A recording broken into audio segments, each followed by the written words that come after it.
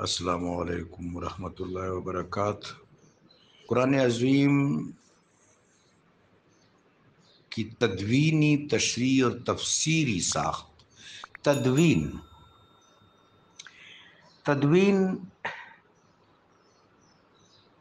نزولی بھی ہے، صعودی بھی ہے۔ صعودی نزول جو عالم بالا ہے، عالم بالا میں ہے، عرش عظیم پر منقش ہے، لوح محفوظ میں منقش ہے، امام مبین میں، بیت الالواح میں، بیت الدسر میں، سدرۃ المنتہا میں، بیت المعمور میں، بیت العزت میں، مختلف جگہوں پر قرآن پاک مرتسم اور منقش ہے۔ بل هو قرآن مجید فی لوح محفوظ، وہاں سطور نور سے تدوین ہے۔ تشریعی اور تفسیری،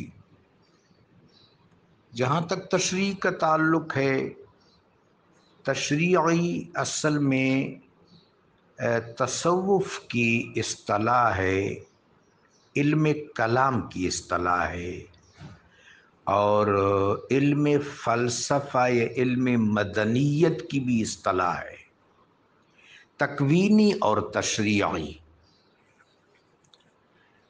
تکوین اللہ تبارک و تعالی جل شانہ نے تمام کائنات کی ساخت، کائنات کے اجزاء، کائنات کے حجم، کائنات کی فطرت، کائنات کی فطرت، کائنات کی بدعت، کائنات کی خلقت، کائنات کی تخلیق، یہ اللہ تبارک و تعالی نے اپنی منشا، اپنی حکمت اور تدبیر کے مطابق فرمائی ہے۔ اس کو تکوین کہتے ہیں۔ خود انسان بھی تکوین کے درجے میں مجبور محض ہے۔ یہ مجبوری کا لفظ ہم اس میں اردو میں اور انداز سے استعمال کرتے ہیں، مجبوری غلبہ کے معنوں میں، کہ اللہ اپنی تخلیق پر غالب ہے، متصرف ہے، قدیر ہے، مقتدر ہے، یہ ان معنوں میں لفظ ہے۔ پھر اللہ تبارک و تعالیٰ نے تکوینی طور پر کائنات کی ساخت مکمل فرما کر مخلوقات کو تکوینی طور پر روبہ ظہور فرمانے کے بعد، خواہ وہ معنوی سطح پر ہو یا شہودی سطح پر، ان کو روبہ ظہور فرما کر اللہ نے انسان کو خاتم المخلوق اور مرتبہ جامعہ کی حیثیت سے رو پذیر فرمایا اور ان کو اپنا خلیفہ بنایا، اور ان کو تشریعی اختیار دیا۔ تشریعی اختیار باقی مخلوقات کے پاس نہیں ہے، صرف انسان کے پاس ہے۔ توفیقی اختیار، تشریعی اختیار۔ تو تشریع کی اصطلاح جو ہے اس کا معاملہ اور ہے۔ تدوین پر بات ہو گئی، تفسیر کی بات آپ نے فرمائی۔ فسرا مادہ تخریج ہے۔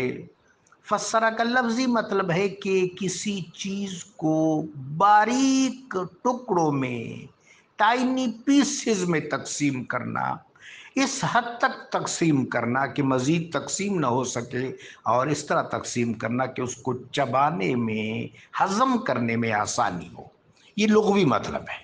تفسیر سے مراد قرآن عظیم کی شرح کرنا، تاکہ قرآن پاک کہ جو محکمات ہیں وہ سمجھنے کے لیے آسان ہو جائے۔ اور تفسیر کبھی بھی خارج سے نہیں ہوتی، تفسیر داخل سے ہوگی۔ سب سے پہلے قرآن پاک کی تفسیر قرآن کے اندر ہے، اور پھر احادیث مبارکہ میں اس کی تفسیر موجود ہے۔ ہمارے ہاں ایک بہت بڑا تعطل پیدا ہوا کہ بنو امیہ کا جو 93 سالہ دور تھا، اس میں وہ احادیث جن میں قرآن پاک کی تفسیر بیان کی گئی وہ صیغہ اخفا میں چلی گئیں۔ آج ہمارے پاس ہر آیت کی ایسی تفسیر موجود نہیں ہے جو احادیث سے کی گئی، حالانکہ میرے آقا نے ہر آیت کی تفسیر حدیث سے کی ہے۔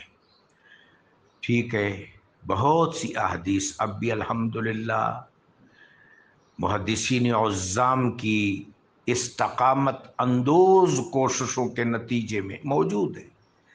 ابن کثیر نے بھی ایسی احادیث نقل کی ہیں، باقی حضرت سیوطی نے مکیاس النور، در منصور، ان تفاسیر میں حدیث سے بہت اس طرح کام لیا گیا ہے۔ حضرت علامہ علوسی رحمۃ اللہ علیہ، فخر الدین رازی نے اسرار و تنزیل میں، علامہ ساوی نے، ابن حبان نے، بہت سے مفسرین نے، حتیٰ کہ زمخشری نے بھی احادیث مبارکہ سے بہت کام لیا۔ علامہ علوسی نے اس حوالے سے بالکل ایک یونیک کوشش فرمائی ہے۔ اہل تشیع کی جو تفاسیر ہے ان میں علامہ نور الدین طور پشتی رحمۃ اللہ علیہ نے بہت کمال کیا ہے۔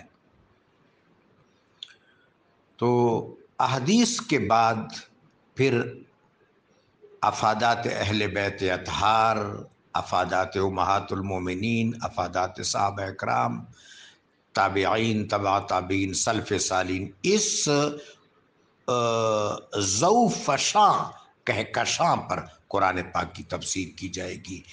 جہاں پر کوئی عقلی استدلال پیش کیا جائے، اثری استدلال پیش کیا جائے، جغرافیائی امتصال پیش کیا جائے، تو بس وہ داخل کے مطابق ہو اور داخل سے ہٹ کر نہ ہو۔